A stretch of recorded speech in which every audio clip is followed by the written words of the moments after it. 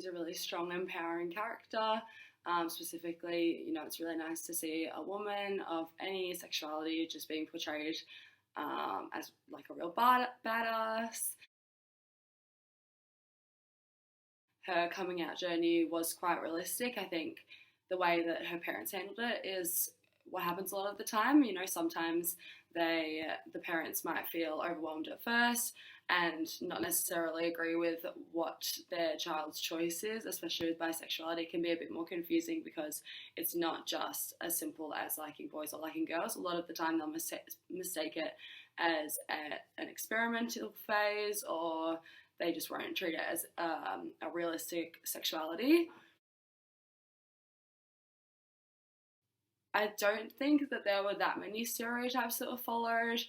I think maybe they touched on a little bit kind of the butch stereotype, which is that gay or bi or trans women are generally more masculine than straight women.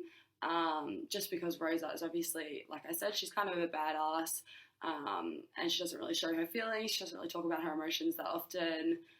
So I think sometimes maybe that could be mistaken as a stereotype, but I think that the way they pulled the character together, it doesn't really seem as though they were perpetuating that on purpose.